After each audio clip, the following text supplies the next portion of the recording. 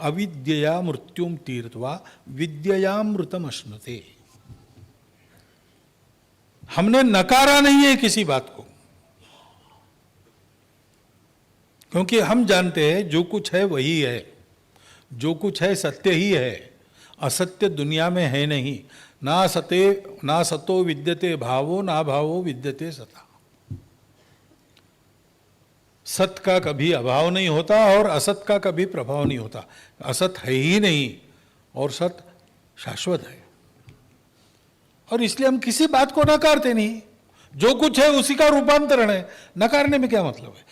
वहां black and white है, वहां अच्छा है बुरा है, यहां भी अच्छा बुरा है, लेकिन वो परिस्थिति देश काल के संदर्भ में रहता है, वो ठीक है, आते आने जाने वाला रहता है। लेकिन इस सबके परे, इस सबके पीछे जो मूल बात है वो सत्य है। ऐसा चलते हमारे यहां दृष्टिकोण निषेधात्मक कभी आता नहीं, निगेटिव कभी आता नहीं।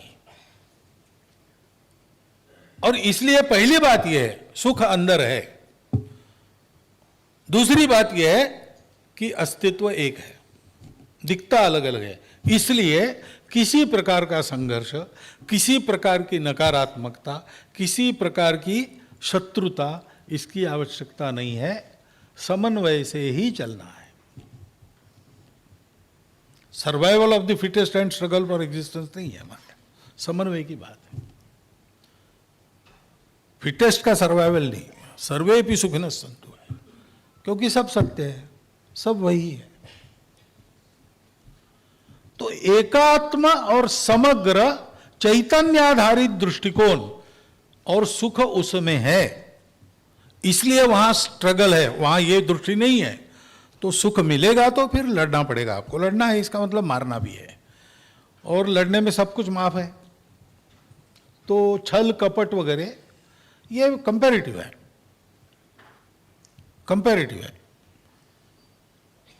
यानी अच्छी बात के लिए हमने किया, ऐसा we will fight the war for peace, ऐसा कह के लाखों लोगों का संहार होता है और कोई कॉन्ट्रडिक्ट नहीं करता इस बात को। किसी वो पीस के लिए वॉर था, ऐसा आज भी साइट करते हैं लोग। हमारे यहाँ ऐसा नहीं है, हमारे यहाँ भी युद्ध हुए, करना पड़ा, लेकिन उसका फल भी भोगना पड़ा। किसी को उसमें से छूट नहीं मिली। धर्म के लिए धर्मराज झूठ बोले, लेकिन रथ नीचे आ गया और कुछ क्षणों का नरकवास उनको भी भोगना पड़ा। पेड़ के पीछे छुपकर बाण मारा था, इसलिए व्याध के बाण से मृत्यु हुई अगले अवतार में। ये जो लोकोक्तियां है वो हमारा विजडम बताती है कि जो करोगे वो भरोगे, सबब कोई भी हो। जो गलत है वो गलत है, जो सही है वो सही है। सही गलत में से मनुष्य को जाना पड़ता है। मनुष्य की अपनी सूझबूझ सामर्थ्य अलग अलग होता है, तो वो अलग अलग प्रकार से जाता है। अलग अलग प्रकार से जाता है, इसलिए वो श्रेष्ठ कनिष्ठ नहीं है। और उसने ऐसा किया इसलिए मैं भी ऐसा करता हूं, ये गलत है। हमेशा सत्य पर तोलकर ही बात करनी चाहिए। सही गलत तो समय तय करता है। ये एकदम सकारात्मक दृष्टिकोण रखकर हमारे यहां का विचार है।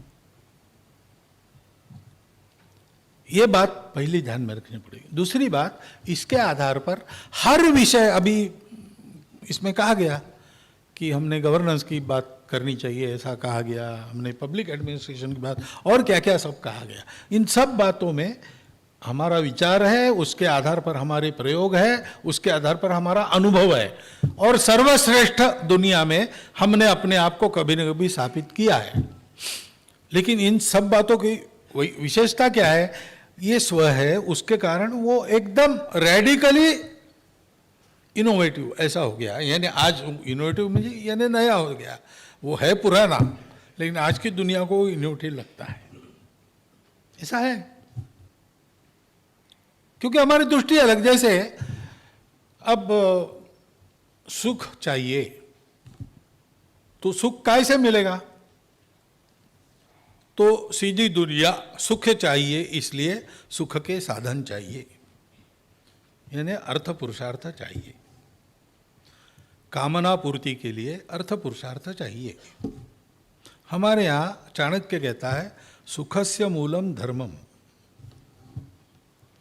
सुख ये तुम्हारे अकेले का पुरुषार्थ नहीं, और तुमको अकेले को कभी मिलेगा भी नहीं। तुम अकेले कितने भी साधन संपन्न होकर सुखी होने का प्रयास करो, अगर बाकी दुनिया दुखी है वो तुम्हें जीने नहीं देगी। बिल्कुल व्यावहारिक बात है, नित्य अनुभव की बात है, लेकिन पाश्चात्यों की चकाचौंध में उसको हम भूलते चले जा रहे हैं। जब तक समाज सुखी नहीं होगा हम सुखी रह ही नहीं सकते, क्योंकि जब तक दुनिया में दुख है तब तक तुम्हारे साधनों को चुराने वाला चोर है, डाका डालने वाला डकैत है, तुमको मार के उसका अपहरण करने वाला और कोई है। तो तुम सुखी तो नहीं रहोगे, तुम्हारे पास रहेगा, तुम इंतजाम भी करोगे सुरक्षा का, लेकिन तुमको इस डर से घर में दुबक कर रहना पड़ेगा हमेशा। इतना धन उत्पन्न किया है, इतना धन प्राप्त किया है, उसकी रक्षा कैसे करे इसकी चिंता में नींद की गोली लेके तुम्हें सोना पड़ेगा। नित्य का अनुभव है, ये दृष्टि वहां नहीं है। हमारे यहां चाणक्य कहता है सुखस्य मूलम धर्मम, धर्मस्य मूलम अर्थम, अर्थस्य मूलम राज्यम। लेकिन देखिए आगे वो कहा जाता है फिर से, राज्य से मूलम इंद्रिय निग्रह। तुम अगर अपने इंद्रियों को संयमित किए बिना सुख चाहोगे तो दुनिया में इतना सामर्थ्य नहीं है तुमको सुख दे सकेगी। गांधी जी का वो वाक्य है ना, world has sufficient for everyone's need but nature can not satisfy your greed. तुम अगर लोभी बनकर चलोगे तो उनको मिलेगा नहीं। इसलिए हमारे सारे तंत्र सब में ब्रह्म देखकर निर्मित किए गए, सबको समझकर। रुद्र में हमारे यहाँ वंदन करते हैं शिव स्वरूपों को, उसमें स्तेनाय स्तेनपतये नमः ऐसा सब कहते हैं। यानी चोरी करने वाला भी चोरी क्यों करता है, उसको भी पेट भरना है, ऐसा कभी कभी अपने यहाँ सुनाई देता है ना, उसका मूल वहां है। सबको स्थान है, सबको दिया है, सबको जीना है भाई। कथाओं में भी देखे ना, शिबी राजा के दरबार में कबूतर आ गया जान बचाने के लिए। शिबी राजा ने उसको, धर्म है राजा का शरणागत को शरण देना, छुपा लिया। बाद में वो बाज आ गया, वो कबूतर खाना है मुझे। तो राजा कहता है कि खाना कैसे, वो मेरी शरण में आ गया, प्रजा का रक्षण करना मेरा धर्म है, मैं नहीं खाने दूंगा तुमको। तो बाज कहता तुम धर्म मुझे बता रहे हो, प्रकृति ने मुझे धर्म दिया है कबूतर खा के पेट भरना, तो तुम उसको सुख देने के लिए धर्म बता रहे हो, मुझे दुख देने के लिए धर्म बता रहे हो। धर्म किसी को कभी भी दुखी नहीं करता, वो सदा सर्वदा आनंद में। तो तथागत ने कहा है प्रारंभ में, मध्य में, अंत में वो आनंददायक ही होता है, सुखदायक ही होता है, ऐसा धर्म होता है। तो मेरा धर्म मैं पालन कर रहा हूं, तुम राजा हो, धर्म रक्षण के बजाय तुम बीच में आ रहे हो। तो फिर राजा कहता तुम्हारी बात सही है। राजा ये नहीं कहता मुझे धर्म मत बताओ, राजा कहता तुम्हारी बात सही, प्रकृति ने तुमको यही दिया है, तो तुम ऐसा करो, तुमको कबूतर का ही मांस खाना चाहिए ऐसा नहीं, मेरा मांस खाओ, मैं अपना मांस देके धर्म की रक्षा करता हूँ। उसको भी शरण मिल गई, तुमको भी अन्न मिल गया, मेरा कर्तव्य पूरा हो गया। तीनों के धर्म की रक्षा है, मेरा मांस ले लो। हमारा दृष्टिकोण कैसा है ये बताने की बात है। सबके सुख का दृष्टिकोण, सुख शरीर मन बुद्धि को आवश्यक उतना देकर चैतन्य के प्रकाश में वो सब विकसित होते रहे, उतना चैतन्य की ओर बढ़ाने वाला वो सुख। इस मूल से हम अर्थ भी चाहते हैं तो वो धर्म के आधार पर चाहते हैं। अर्थ काम को धर्म के अनुशासन में रखकर चलना है। मोक्ष की साधना भी धर्म के, क्योंकि मोक्ष को मानने वाला समाज रहेगा तब मोक्ष रहेगा। हमारी अपनी जो पूजा है वो पूजा करने वाले रहेंगे तो हम रहेंगे। वो पूजा अगर दुनिया से समाप्त हो जाएगी तो चली गई, फिर हमारे लिए नहीं रहेगी, दूसरी कोई हो सकती है। धर्मी रहेगा तब धर्म रहेगा। और इसलिए इन सारी बातों में एक संतुलन है, किसी एक्सट्रीम पर हम गए नहीं है।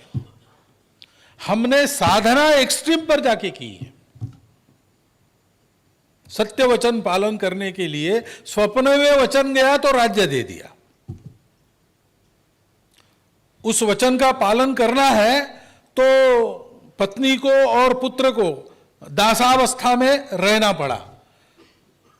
और स्मशान का रखवाला मैं हूं तो मेरे पुत्र की अंत्येष्टि वहां हो रही, माता के पास नहीं, मेरी पत्नी के पास पैसे नहीं, तो मैं उसको रोकता हूं, नहीं मिलेगा तुमको, यहां जगह नहीं मिलेगी। इतना एक्सट्रीम पर जाके प्रयोग करके हमने सत्य को प्राप्त किया, लेकिन उस सत्य का आचरण करते समय हमने उसको करुणा का पुट दिया है। आज कहना पड़ता है ना, आज के विकास में, प्रगति में टेक्नोलॉजी, हाँ टेक्नोलॉजी चाहिए चाहिए, लेकिन हम कहते हैं कि टेक्नोलॉजी ह्यूमन चाहिए, मानवीय चाहिए। भाई मनुष्य को पुर्जा बना दे, मनुष्य को गुर्गा बना दे, ऐसी टेक्नोलॉजी किस काम की? मनुष्य को मारकर टेक्नोलॉजी के आधार पर किसको सुखी होना है? वो मानवीय चाहिए। ये मानवीयता कहाँ से आ गई? वहां से आ गई, उस संतुलन से आ गई। धर्म के मूल में सत्य है, वैसे धर्म का दूसरा पैर है करुणा। और इसलिए ये अनुभव, ये भाषण करने के लिए आसान है, लेकिन इसका प्रत्यक्ष अनुभव तभी होता है ना जब अपना तन मन पूरा निर्मल हो, अंतर्बाह्य शुचिता है, तभी इसको समझ सकते हैं। इसलिए उस अंतर्बाह्य शुचिता की व्यवस्था सर्वत्र। तो हम जो करेंगे वो भी शुचिता पूर्ण करेंगे।